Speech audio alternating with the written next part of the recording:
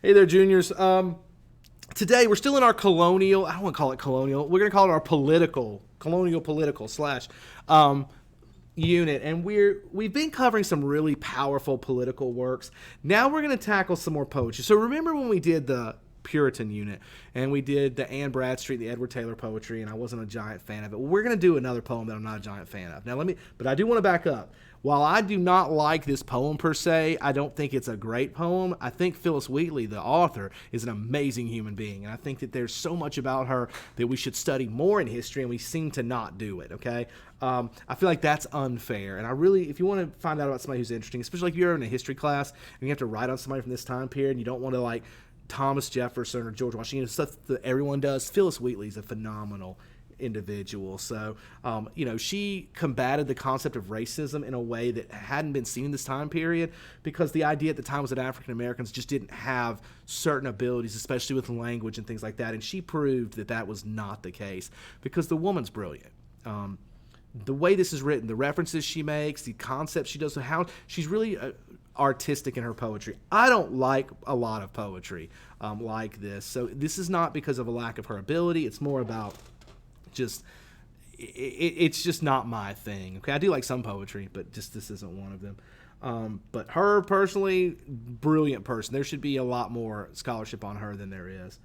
Before we get that, let's talk about one of the key literary concepts. We can talk about heroic couplets. Okay, heroic couplets are obviously pairs of lines. That's the term couplet. Heroic, they rhyme and they kind of carry their own meaning. Okay, so if you look on page 122, we got four main components of a heroic couplet. One, they are written in a sequence of rhyming couplets or pairs of lines. Okay, so that's one. Two, each couplet expresses a complete thought. So they're like their own sentence, which is kind of cool. They have end rhyme or full rhyme at the end of each line. So again, they rhyme, which is the first thing we said, right? It says they are written in iambic pentameter, a meter in which 5 unstressed syllables are each followed by a stressed syllable. Now don't worry, I'm not going to put a bunch of meter stuff on you, because that's even hard for me. But what we get is this is a very rhythmic poem. It rhymes. It's as basic as poetry gets, to be honest with you, which is part of the reason I struggle with it. I won't lie, okay? All right, so let's tackle this. We're going to go over to page 125. This goes on for a page and a half, and it's called To His Excellency, General Washington. So real quick, you kind of get the context for this poem right away. She's writing a letter to General Washington, but in poetic form, in poetry form, all right? So who's your audience? Well, it's George Washington, 100%. Now, we're studying it too, but she was writing it to him. Now, that being said, did she intend for other people to see it? I would imagine so. So we can also be considered part of the audience, all right? All right, so you see this picture there on 124, which is, Phillis Wheatley's an African-American, so this isn't like supposed to represent her, okay? This is supposed to be an image of the goddess Columbia, who she's going to be writing about, and obviously you can see the parallels with Columbia and I'm trying to figure out how I would do this. It's not Columbia and Columbus. That has nothing to do with George Washington, okay? So that's not where I needed to talk about. So we're going to praise Washington for what he's done is what she's going to do. This is a letter of praise to him and talking about how great he is and what he's done. But it's also a challenge in some ways, all right? She wants to suggest, what he's earned, who he's going to be. There's some flaws in this poem, though, all right? The political nature of this poem, I don't get behind. It almost feels like she's putting him up as a lord or a god, and I feel like that is definitely anti what America initially was about and what it still really should be about today. This whole hero worship thing that we do, especially political figures, is a bit scary. It's happened throughout time. We're in one of those periods now where there's a lot of people that really have, big worship for who they're. When you say things like a politician has fans, you're really in a dangerous area, in my opinion. Politicians should never have fans. You can have supporters, but fans seems to me to be the wrong thing. She's definitely a George Washington fan, all right? So let's get the background on this, and then let's read the poem. She says, in the early days of the American Revolution, Phillis Wheatley wrote a poem addressed to the commander of the American forces, George Washington. She sent him the poem in October of 1775, and he responded with sincere thanks and expressions of admiration.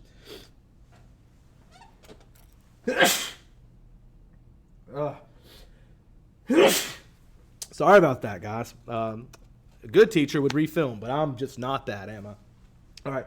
Says he also explained the reason he did not try to publish the poem was because it praised him so highly he was concerned he would appear vain. Good for Washington. George Washington's got a lot of good stuff that goes right for him, to be honest with you. History has been quite kind to him. So the poem still got published, though. So here we are. The celestial choir enthroned in realms of light, Columbia scenes of glorious toils I write. While freedom's calls her anxious breast alarms, she flashes dreadful in refulgent arms. See Mother Earth her offspring's fate bemoan, and nations gaze at scenes before unknown. See the bright beams of heaven's revolving light involved in sorrows in the veil of night. Okay, so we get a lot of dark imagery here at the beginning. Like, this is supposed to be the revolutionary conflict, all the stuff that's going on. We see things like toils, anxious alarms, flashes dreadful, let's see, fate bemoan, scenes before unknown, sorrows, the veil of night. All of these give you this, like, there's this tragic event occurring, and that would be the Revolutionary War, the struggles they're going through. All right. It says the goddess comes, she moves divinely fair, olive and laurel binds her golden hair. Wherever shines this native of the skies, unnumbered charms and recent graces rise. So this goddess Columbia, which I'm trying to remember if my book has a note about the goddess Columbia, because I don't know anything about that, to be honest with you. It doesn't ring a bell with me. I've got a good background in Greek and Roman myth. I do not know Columbia, though. That feels to me not correct. So anyway, but olive and laurel are significant. Okay, laurel is like the wreath of a victor. Olive has a almost sacred quality to it. So that's a pretty big statement about this goddess being, important to the victory for the revolutionary armies, as well as it almost being a thing of we're getting religious, both pagan and Christian imagery. Muse, bow propitious while my pen relates how pour her armies through 1,000 gates, as when Aeolus' heaven's fair of face deforms, enwrapped in tempest and a night of storms. Astonished ocean feels the wild uproar, the refluent surges beat the sounding shore, or thick as leaves in autumn's golden rain, such and so many moves the warriors train. In bright array they seek the work of war, where high unfurl the ensign waves in air. Shall I to Washington their praise recite? Enough thou knowest them in the fields of night. So we get this image again of this goddess coming, and a lot of ancient, classical imagery here. By the way, Phillis Wheatley had to defend this poem to a group of, I believe they were Europeans, about all the references she makes, because again, they didn't think at the time that African Americans could actually think like this. Because let me tell you something, Mr. Morris has a college education, has been teaching for 20 years almost, and this is tough for me. So the fact that in their mind, a former slave who, in their mind was inferior to them, could produce a work of this type was a slap in their face. But she defended it. She defended all of her illusions, like the ones we just saw in that section, like with Aeolus, which I believe is one of the winds. Yeah. The ideas of the muses, the autumn's golden rains, the warriors train. There's a lot of references here to classical literature that she's making that, she's brilliant. She's well read. She knows her stuff. And she showed those guys. They signed off that this was her, literally. And it completely baffled them. And thank God, because, it's great when racists get confused and frustrated. That's a thing to smile about. So they definitely were shown that their theories were incorrect, okay? They were stupid, for lack of a better way of putting it. It says, enough thou knowest them in the fields of flight. Thee first in peace and honors we demand the grace and glory of the martial band. Famed for thy valor, for thy virtues more, hear every tongue thy guardian aid implore. All right? So she's talking about should she recite these praises to Washington.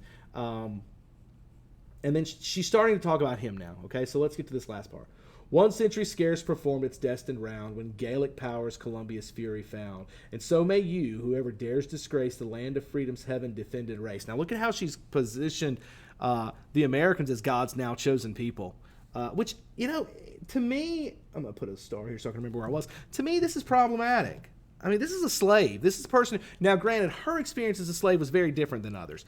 She was given the last name of her owners. she was treated much better. She's still a slave, all right? It's still one group of people owning a person, which is not right. It's incorrect. It's wrong. It's morally bankrupt. There's nothing positive you can say about slavery. So that part is wrong, but yet she still is being very positive about the country that has enslaved her.